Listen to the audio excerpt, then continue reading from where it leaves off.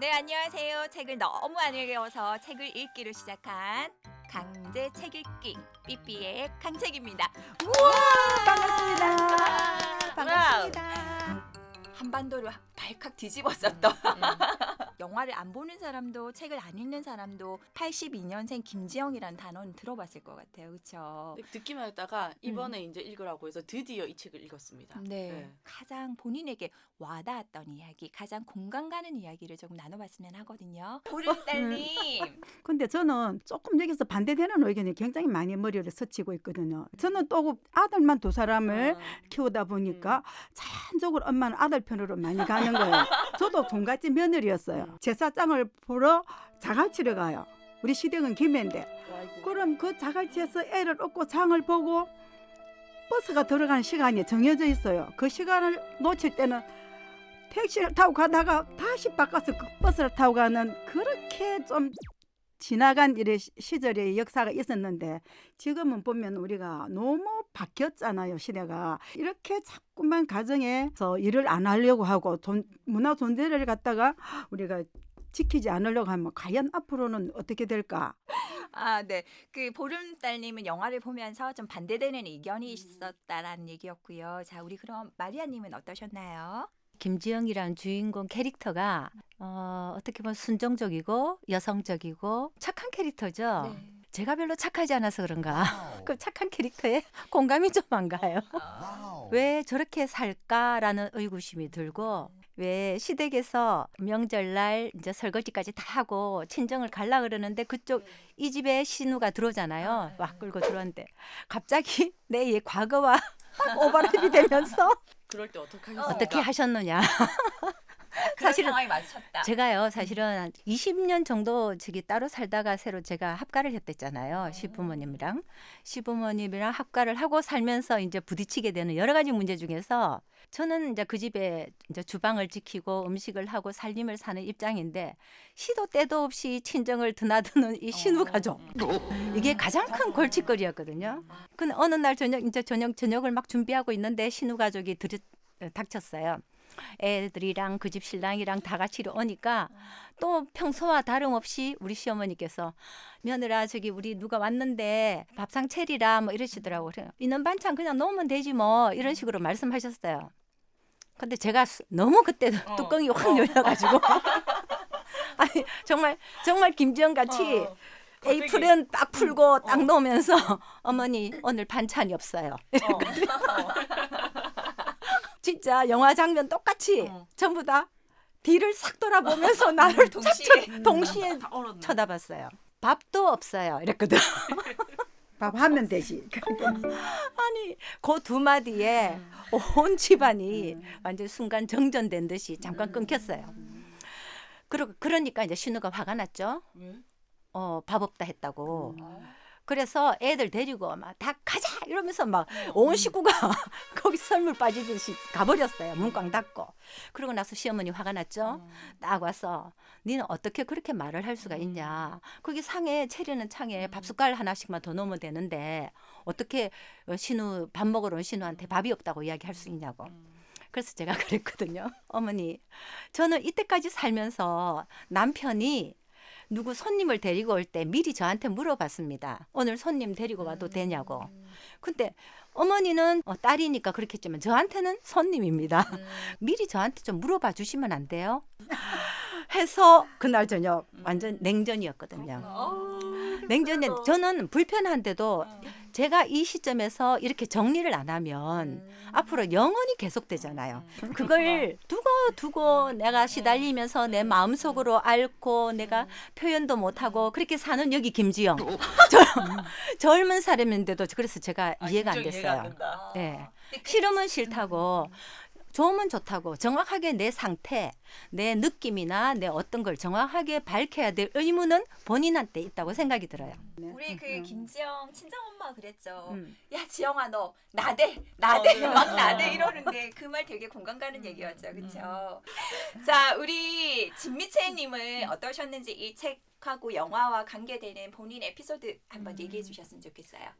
저는 영화 보면서 제일 어색했던 장면이 그 김지영 남편이 그 옷도 안 갈아입고 애기 목욕 시키잖아요. 그 장면 굉장히 이질적이고 굉장히 어색해? 이거 영화다라는 생각이 들었어요. 왜냐하면 저희 엄마는 70년대생이죠. 70년대생이고 김지영은 80년대생인데 이게 몰라 세대 차이인지 아니면 김지영네 가족은 조금 서울에 살고 좀 배운 그런 사람들인 것 같고 어쨌든 저희 부모님은 그렇지는 않으니까 뭐 여기서 오는 차이인지는 모르겠지만 아빠가 우리가 깨어 있을 때 들어온다라고 하는 것은 안 들어오셔. 굉장히 이례적인 일이고 그리고 맨정신이다. 이거는 진짜 대단한 일이고. 야, 어머니를 혼자 키우셨네. 그러니까요. 그러니까 저는 이 82년생 김지영이 그냥 딱 단면적인 거 있잖아요.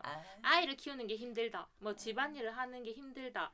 뭐 시어머니와의 관계가 힘들다. 여기에만 초점 맞췄지만 제가 본 우리 엄마의 힘듦은 꼭 일이 많아서는 아니었어요. 그게 다는 아닐 것 같다는 생각이 들었고 네 그렇습니다.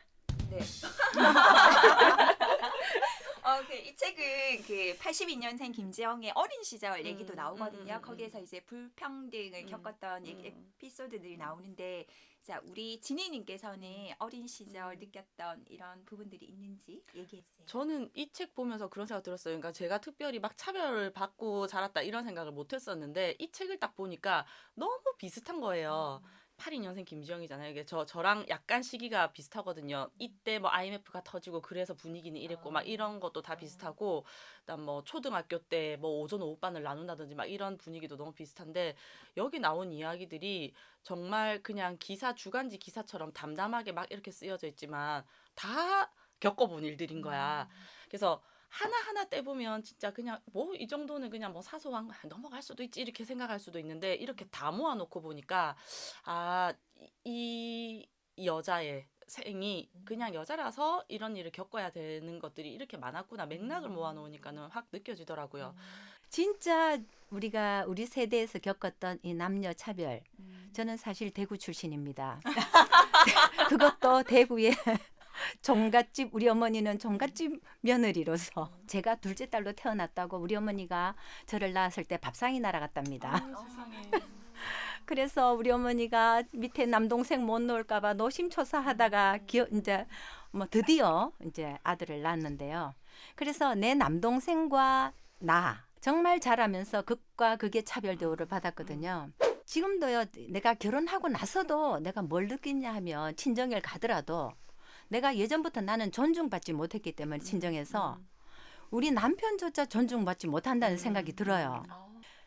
알게 모르게 쟤는 당연히 저렇게 그렇게 살아왔기 때문에 그런 대접을 받아도 된다는 암묵적인 뭔가가 깔려있는 느낌이었어요. 정말 부끄러운데 우리 남편하고 친정을 가잖아요. 그러면 이제 뭐 사위 왔다고 뭘 이렇게 내는데 예를 들어서 뭐 즙을 짜놨어요. 그 친정 엄마가 즙을 짜놨고 먹으라 하면서 뭘 하나 꺼내주는데 안에 보니까 더 좋은 게 있어요. 냉장고 안에. 아들 거. 이건 뭔데? 이러면 그거는 내 밑에 남동생 오면 줘야 된대. 그럼 내 남편 뭐라 딸 따라가는 딸 따라. 뭐라고 느끼겠어요. 자기는 자기 집에서 최고 진짜 대접받고 목에 힘주는 외동아들인데. 그래서 저는 한마디만 더 할게요. 김지영을 보면서 제일 이슈가 되는 문제가 육아와의 전쟁이더라고. 지금 정부 차원에서도 좀 많은 사회복지를 해서 여성들이 사회 진출할 수 있으면 거기에 해소될 수 있는 방법이 좀 강구되면 좋지 않을까. 혼남 혼녀들 승사시키는 일도 가올 수 있고 애교도 낳고. 왜냐하면 사람이 나와서 인생이 다른 사람 다 가지고 있는 거 나도 해봐야 될 거 아니에요. 촉구하는 육아 바입니다. 이 부분은 지금 사실 과도기인 것 같아요. 지금 점차 좋아지고 있기는 한데 시간이 조금은 필요한 듯한 그래, 느낌이라서 지금 너무 힘들잖아요. 모든 사람들이 인지는 하고 있는데 그 제도가 한 번에 순식간에 쫙 하고 변하면서 좋은 일들만 생기는 건 아니다 보니까 맞아요. 이런 것들은 힘들어요. 조금 시간이 흐르면서 그렇지. 점점 변화되는 것 같아요. 근데 우리가 지금은 많이 달라지긴 했지만 예전에는 집에서 가사노동을 하고 육아를 하는 거에 대해서 되게 저평가를 많이 했었거든요. 이제 그 부분에 대해서 얘기 한번 조금 나눠볼까요? 글쎄 왜 그랬을까요? 왜 그랬을까요? 아니 근데 이거 해보면 다들 느끼실 것 같아요. 그러니까 혼자서 자기 혼자서 생활을 꾸려보는 경험을 안 하고 사는 사람도 있잖아요. 예를 들어서 남자 중에서 결혼을 하고 아내가 모든 걸 다 해주면은 전혀 모를 때가 있잖아. 근데 만약에 뭐 한 달 정도, 1년 정도 아내가 없어서 혼자서 살아야 된다. 그래서 혼자서 청소도 하고 새끼밥을 다 챙겨 먹고 살아야 되는 걸 한번 해보면 이게 얼마나 힘들지. 생각보다 시간이 많이 걸리고 노력도 많이 들고 기획도 많이 필요한지 이거 뭐 해먹 맨날 똑같은 거 먹고 살 수 없잖아요. 그러면 오늘은 뭐 할 거냐 이러면은 그 전에부터 미리 준비가 들어가야 되잖아. 그러니까 해보면 가사노동이 정말 어마어마하다는 거를 알 것 같아요. 맞아. 저희 딸이 81년생이거든요. 그래서 가장 보셨어야 했어. 그러니까 81년생으로서 이제 애 놓은 지도 지금 한 2년, 3년 이렇게밖에 안 되고 그 육아를 직접 겪고 회사 그만두고 육아에 뛰어들면서 제가 친정엄마인 관계로 간접적으로 또 뛰어들고 그래서 참 공감이 많이 가요. 이 육아에 대해서. 근데 참 여기 늘 뭐 이런 말이 있잖아요. 남편도 뭐 도와줘야 되고 누가 도와줘야 되고 한데 저는 이 도와준다는 말이 도와주는 게 아니고요. 그냥 해야 되는 거예요. 남편 뭐 아내를 위해서 뭐 육아를 도와주는 게 아니고 육아 같이 해야 돼요. 그러니까 친정 엄마 딸이 요즘 그런 말 있잖아요. 자기 딸이 진짜 전문직이면 솔직히 그죠? 전문직이면 친정 엄마들 시부모들 양쪽에서 발 벗고 도와요. 계속 일 안 하고. 예, 일하라고. 그러면서 파트타임도 아니고요. 요일별로 월화수 친정엄마 목금토 시엄마 그거 좋은 방법이네. 이런 식으로 아니 정말 제 주변에 그런 게 많거든요. 뭐 의사라든가 무슨 전문직 고수익 전문직 종사자 그만두면 안 돼. 예, 그만두면 절대 안 되기 때문에 양가에서 그냥 목숨 걸고 진짜 육아를 같이 해줘요. 근데 문제는 진짜 김지영이 같이 그렇게 큰 전문직도 아니고 대부분의 우리 직장 여성들이잖아요. 이게 해도 그만 안 해도 그만인 그런 직장들 이렇게 갖고 있으니까 근데 한번 끊으면은 경력 단절돼서 다시는 취직 못해요. 저희 딸도 마찬가지거든요. 고임금 뭐 진짜 그런 전문직이 아니기 때문에 애를 놓고 처음에 조금 진짜 도우미 쓰고 종일 육아 그 도우미 부르고 했었는데 한계점이 있더라고요. 그러니까 이게 악순환인 것 같아요. 그러니까 그런 얘기 하잖아요. 여성의 임금이 우리나라의 여성의 임금이 남성 임금의 3분의 2 수준이래요. 그러니까 평균적으로 여자들은 똑같은 데서 일을 한다고 쳐도 돈을 남자보다는 좀 덜 받는 거야. 그러니까는 똑같이 결혼을 했을 때 누가 그만둘래 하면 돈을 덜 버는 여자가 그만두게 되는 거죠. 그렇죠. 그러니까 이게 여자라서 돈을 적게 주니까 빨리 그만두게 되고 근데 또 뽑을 때 여자는 빨리 그만두니까 또 돈을 더 적게 주게 되고 이게 계속 이렇게 맞물려 있는 것 같아요. 우리 진미채님은 이렇게 살면서 느꼈던 가장 사소한 차별이라든지 아니면 심한 차별이 있었나요? 제가 첫째고 제 밑에 여동생 그리고 맨 마지막이 남동생인데 다 2살 터울이거든요. 네네. 그러니까 저는 첫째로서 우리 집에서는 메이커를 가질 수 없다 생각했어요. 브랜드. 뭐 예를 들면 나이키나 뭐 아디다스, 노스페이스 그런 거는 가질 수 없는 집이라고 생각했었는데 그러니까 저는 그거를 한 번도 가지지 못한 상태로 고등학교를 졸업을 했거든요. 근데 보면 제 남동생은 체육을 하기도 했었지만 가방은 노스페이스였고 그 패딩도 그 아디다스였던 것 같아요. 패딩은 아디다스 40만 원짜리였어요. 그래 그때는 그게 차별인지 몰랐고 나는 우리 집에서 그런 거 못 산다고 생각해서 엄마 아빠한테 사달라고 말도 한 적 없었는데 그걸 사달라고 말할 수 있는 그게 권력 아닌가? 집안의 경제 상황을 좋게 해석하고 왜냐면 걔한테는 다 좋은 쪽이었다는 거잖아요.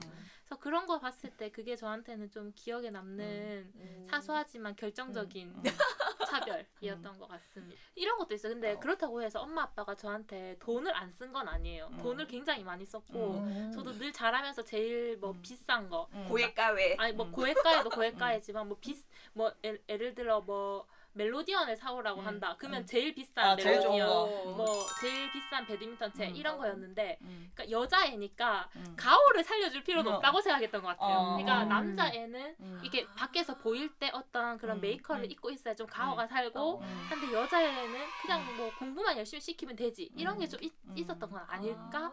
라는 생각. 저도 가오 살고 싶었는데 가오라는 단어가는 일본말 아니냐 진미채님 그거? 앞에서 일본말? 뭐라 해야 돼? 나도 이렇게 좀 어, 위세가 있고 위세가 싶었는데 있고 싶은데 그게 안 됐죠. 아니 근데 저는 이게 아까 얘기한 것처럼 저는 이게 되게 책이 그냥 내가 겪었던 거랑 너무 비슷하고 맞아. 별로 특별하게 막 나대지 않는다고 생각했거든요, 이 책이. 근데 생각보다 사람들이 되게 반응이 많았고 이 책을 보고 이게 어느 시절 얘기인데 지금 이런 얘기를 하고 있느냐라든지 아니면 너무 심하게 과장했다든지 하는 평들이 있다는 걸 봤을 때 그때 조금 놀라긴 했어요. 지금도 여전히 있는 일이고 이 정도는 그냥 평범하게 겪는 일인데 뭐 이렇게 민감하게 반응을 하실까? 이거 과장이 아닌데 왜 이걸 과장이라 하지? 완전 바뀌었다고 생각하지만 사실은 이 상태는 그냥 그대로야. 이런 거 있잖아요. 그 미미하게 변해가고는 있기는 하지만 그러니까 이게 시각 차이인 것 같아. 그러니까 이게 어떤 한 세대의 어머니 이야기를 다루고 아내의 이야기를 다루고 자신의 이야기를 다루고는 있는데 사실은 아빠 이야기도 우리 영화 같은 거 되게 많잖아. 한 아빠의 아주 그치. 그런 처절한 모습을 그려내는. 근데 그런 거에 대해서는 그냥 아무도 이런 딴지를 걸지는 않잖아. 맞죠? 진미채님, 우리 김정이나 김정 남편에게 하고 싶은 말이 있나요? 저는 두 분 다에게 하고 싶은 말이 있는데 우선 네. 김지영님께 먼저 하고 싶은 말을 전하겠습니다. 네. 지영님, 이제 시작입니다. 앞으로 많은 일이 있을 거예요. 둘째가 생길 수도 있고 갑자기 친정 어머니께서 아프실 수도 있고 시어머니가 아프실 수도 있고 그러면 또 그 목은 또 그 눈치는 지영 씨가 봐야 되는 걸로 오겠죠. 그때마다 너무 양보하지 않았으면 좋겠다는 말을 해주고 싶었어요. 그러니까 영화에서는 육아만 나왔지만 그 가족을 대하는 그런 돌봄 노동을 하는 게 결국은 여성이잖아요. 그래서 앞으로도 많은 그 고민되는 지점들이 올 거고 그때마다 모든 짐을 안 졌으면 좋겠다라는 말을 해주고 싶었고 김지영 남편에게 하고 싶은 말이 살살해줘. 네. 정대현 씨, 걱정은 말과 눈물로만 하는 게 아닙니다. 맥주 마시면서 생각만 하지 말고 같이 빨래를 개십시오. 지영이가 빨래 개고 있었잖아요. 근데 남편 없어 걱정하면서 막 맥주를 마시고 있잖아. 네가 일어나서 빨래를 개라 이러면서 걱정한 척만 하지 말고 네가 일어나서 빨래를 개라 막 이렇게 얘기를 하더라고. 아니 근데 이 이야기에서 보면 남편이 그렇게 나쁘지도 않아. 귀여운 딸이 하나 있는데 그 아이도 말썽쟁이가 아니야. 그래서 그런 부분에 있어서 영화에서는 육아에 대해서는 그렇게 크게 부각시키지 않았다라는 느낌이 조금 들기는 하거든요. 근데 책에서는 또 다르거든요. 책에서는 되게 그런 육아의 고충에 대해서 좀 크게 다루고 있었기 때문에 좀 영화하고 책하고는 조금은 다른 내용이 좀 있었던 거는 같아요. 책의 말미에 저자가 이런 말을 했었거든요.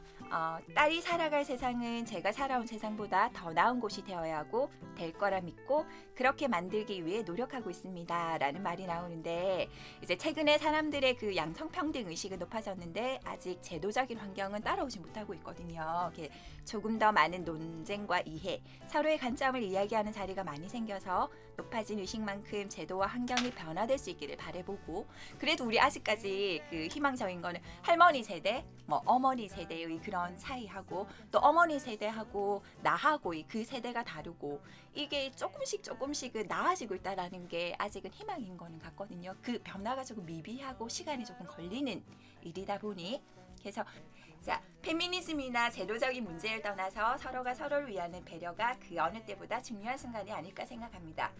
너만 힘드냐? 나도 힘들다라는 말보다 나도 힘들었는데 너도 힘들었구나처럼 서로 이해하는 배려심이 많은 사람이 되었으면 합니다.